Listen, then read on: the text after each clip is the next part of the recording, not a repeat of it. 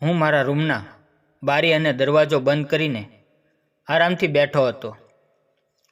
હું ભૂલથી દરવાજાને કુંડી લગાવતા ભૂલી ગયો હતો અને ત્યારે અચાનક મારા કાકી અંદર આવી ગયા અને રૂમમાં નજારો જોઈને તે તરત જ બહાર ભાગી ગયા. પણ મેં મારું કામ બંધ ન કર્યું અને જ્યારે હું કામ પૂરું કરીને બહાર આવ્યો ત્યારે કાકી બોલ્યા, સમીર, અંદર શું ચાલી રહ્યું હતું? મેં કહ્યું, કાકી, તમને ખબર જ છે તો પછી તમે મારું મોઢું શું કામ ઉઘડાવો છો? કાકી બોલ્યા, તે બધું તો ઠીક છે, પરંતુ તારે તારો રૂમ બંધ કરવો જોઈએ. મેં કહ્યું, મને શું ખબર કે કાકી તમે અત્યારે જ મારા રૂમમાં આવશો, ને આમ પણ હું કંઈ ખોટું તો નહોતો કરતો. કાકી બોલ્યા, એવી વાત નથી, પરંતુ તને ખબર હોવી જોઈએ, જો આપણે કોઈ એવું કામ કરતા હોઈએ અને કોઈ આપણને જોઈ લેતો તેને પણ એવું જ કામ કરવાનું મન થવા લાગે. તો મેં કહ્યું, તો કાકી તમે પણ આવી જજો. મારા કાકીએ કહ્યું, મને પણ ખૂબ જ કામ કરવાનું મન થાય છે, પરંતુ તને ખબર છે કે તારા કાકા કેટલા દિવસથી બહાર ગયા છે અને હું તારી જેમ એકલા કામ નથી કરી શકતી. મેં કાકીને કહ્યું, જો તમને ખોટું ન લાગે તો હું તમારી મદદ કરી દઈશ. હું પણ તમારી સાથે બધું જ કામ કરી શકું છું. મારા કાકીએ કહ્યું, તારું મગજ ઠેકાણે તો છે ને? મારા કાકી વધારે કંઈ બોલે તે પહેલાં જ હું ત્યાંથી જતો રહ્યો. આમ તો હું પણ મારા કાકીને તેના કામમાં પહેલેથી જ મદદ કરવા માંગતો હતો, પરંતુ મને તેને કહેવાની હિંમત નહોતી થતી.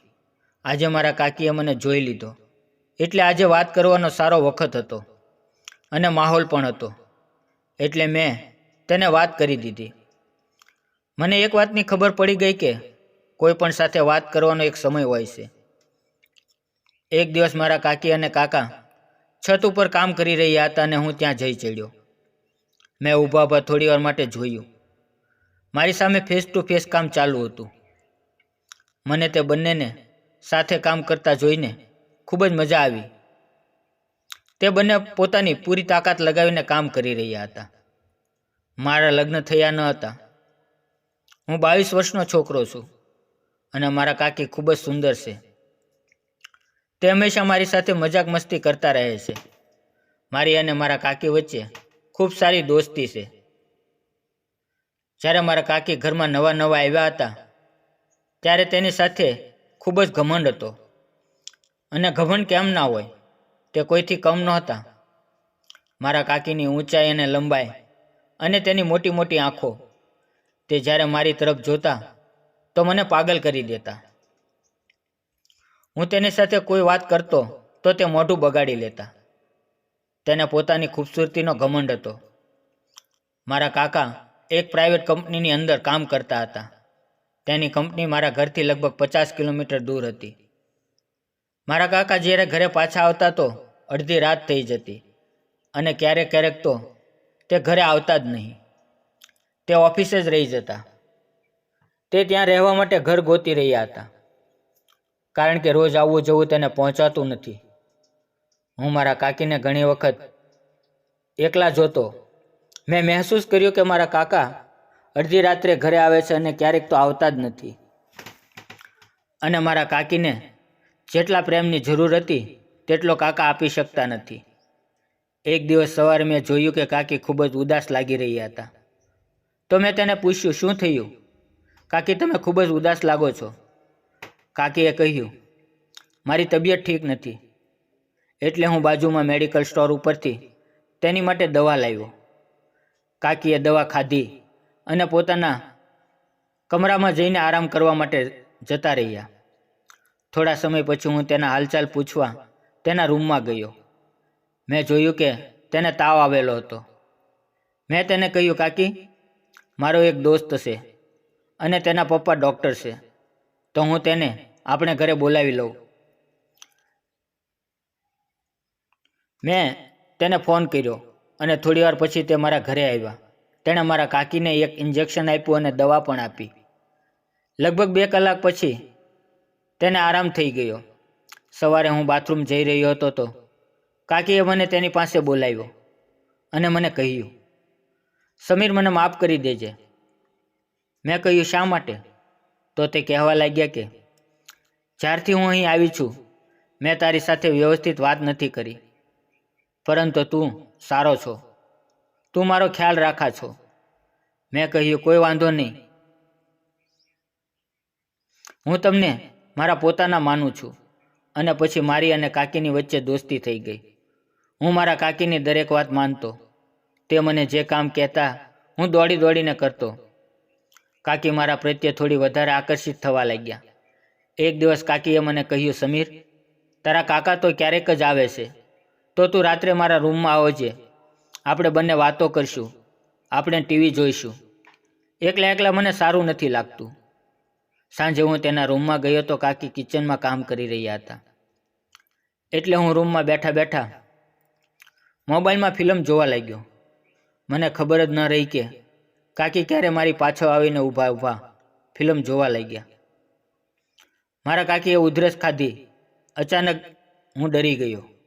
મેં જલ્દી ફિલ્મ બંધ કરી દીધી. મારા કાકીએ મારો કાન પકડ્યો અને બોલ્યા, બંધ શા માટે કરી દીધી? તો હું ડરી ગયો ને. હસતા હસતા કહ્યું, કાકી, ડર તો લાગે જ ને. જ્યારે તમારી ચોરી પકડાઈ જાય તો તે કહેવા લાગ્યા, એકલા એકલા જોવામાં ડર નથી લાગતો? હું કહેતા કહેતા કાકીનો હાથ પકડીને બેડ ઉપર બેસી ગયો અને કહ્યું, હું તમને એક વાત કહેવા માંગુ છું. તમને ખોટું તો નહીં લાગે ને? કાકીએ કહ્યું, તું કાંઈ પણ કહી દે, હું ખોટું નહીં લગાડું. મેં મારી નજર ઝુકાવી લીધી અને બોલ્યો, કાકી, તમે મને ખૂબ જ સારા લાગો છો અને હું તમારી સાથે એકવાર. કાકીએ મારી વાત વચ્ચે કાપી નાખી અને બોલી, સમીર, આ કઈ રીતે થઈ શકે? આ વાત તારા કાકાને ખબર પડી તો તે મને અને તને છોડશે નહીં. મેં કાકીને કહ્યું, કાકી, આપણે બધાની નજરથી છુપાઈને કામ કરશું. કાકીએ કહ્યું, હું તારી સાથે આ બધું નહીં કરું. મેં કાકીને કહ્યું, કાકી, મારો વિશ્વાસ કરો, હું આ વાતને કોઈને જાણ નહીં થવા દઉં. પણ સમીર, હું તારી કાકી છું. તો મેં કહ્યું, તો શું થયું? આપણે થોડું કાંઈ ખોટું કરવું છે. અને કાકી, હું તમને ખુશ કરી શકું છું. મને સેવા કરવાનો મોકો આપો. કાકીએ મારો હાથ પકડ્યો અને જોરથી દબાવ્યો અને કહ્યું, તું કેટલો સમજદાર છો. મેં તારી બાજુ ક્યારેય ધ્યાન જ ન આપ્યું. અત્યારે તો તારા રૂમમાં જા, હું તને વિચારીને જણાવીશ. મારો મૂડ ખરાબ થઈ ગયો. હું ઝડપથી તેના રૂમમાંથી બહાર નીકળીને છત ઉપર જતો રહ્યો. લગભગ અડધા કલાક પછી મને ઝાંઝરીનો અવાજ સંભળાયો. મેં પાછો ફરીને જોયું તો મારા કાકી છત ઉપર આવી રહ્યા હતા. તે મારી પાસે આવીને બેસી ગયા અને બોલ્યા, તું પાગલ થઈ ગયો છે? અડધી રાત્રે છત પર શું કરે છે? હું કંઈ બોલ્યો નહીં. કાકીએ મારો હાથ પકડીને પોતાના હાથમાં લીધો અને બોલી, સમીર, અંદરથી તો હું પણ તારી સાથે છું. અને તું જે કામ કરી મારી સાથે કરવા માંગા છો તે તું એક દિવસ જરૂર કરીશ. પણ થોડીક રાહ જો, બધું સારું થશે. અને મેં કાકીની વાત માની લીધી અને કહ્યું, સારું, હું રાહ જોઈશ. બીજે દિવસે મારા કાકા ઘરે આવ્યા અને બપોરે જમ્યા પછી તે કહેવા લાગ્યા કે કંપનીના કામ માટે મારે 6 મહિના માટે કે 4 મહિના માટે બહાર જાઉં છું. હું લગભગ 4 મહિના પછી પાછો આવીશ. અને હવે સમીર, તારા કાકીની સંભાળ રાખવાની જવાબદારી તારી છે. તું તારી કાકીનો બરાબર ખ્યાલ રાખજે. મેં કહ્યું, કાકા, તમે ચિંતા ન કરો, હું મારા કાકીનું બરાબર ધ્યાન રાખીશ. તમે ચિંતા કર્યા વગર તમારા કામ પર જઈ શકો છો. મારા કાકાએ કહ્યું, 3 વાગ્યાની મારી ટ્રેન છે. એટલે હું કાકાને સ્ટેશન ઉપર મૂકવા માટે ગયો. જ્યારે હું ઘરે પાછો આવ્યો તો મારા કાકી રડી રહ્યા હતા. મેં કાકીને કહ્યું, શું થયું? તમે શા માટે રડો છો? તો તેણે કહ્યું, હવે તારા કાકા 6 મહિના માટે બહાર ગયા છે એટલે મને રડવું આવી ગયું. મેં કાકીને બેડ ઉપર બેસાડ્યા અને કહ્યું, હું છું ને તમારો ખ્યાલ રાખવા માટે. થોડા દિવસ આમ જ જતા રહ્યા. હવે કાકી પૂરેપૂરા મારી સેવા માટે તૈયાર થઈ ગયા હતા. તેણે કાંઈ પણ ન જોયું અને તેનો બધો પ્રેમ મને આપી દીધો. મેં પણ તેની દરેક જરૂરિયાતનું ધ્યાન રાખ્યું. સવારે તેણે મારો હાથ પકડ્યો અને બોલ્યા, થેન્ક યુ સમીર. તે જે મને સેવા આપી છે તેની માટે હું કેટલા દિવસથી રાહ જોઈ રહી હતી. તેના ચહેરા ઉપર એક અલગ જ મુસ્કુરાહટ હતી. મેં કાકીને કહ્યું, કાકી, હું તો તમને ઘણા દિવસથી કહી રહ્યો હતો, પણ તમે મને સેવા કરવાનો મોકો આપતા જ નહોતા. આજે જુઓ, તમે કેટલા ખુશ લાગો છો. તેણે મને ગળે લગાડ્યો અને મારો આભાર માન્યો. તે પછી હું રોજ કાકી સાથે જ રહેતો. હું તેની સેવા કરતો અને રોજ ખુશ કરી દેતો. મિત્રો, વિડીયો પસંદ આવ્યો હોય તો વિડીયોને લાઇક અને ચેનલને સબસ્ક્રાઈબ જરૂર કરજો. આપણે ફરી મળશું એક નવી વાર્તાની અંદર. ત્યાં સુધી આવજો. અને વિડીયો પૂરેપૂરો જોવા બદલ આપ સૌનો ખૂબ ખૂબ ધન્યવાદ.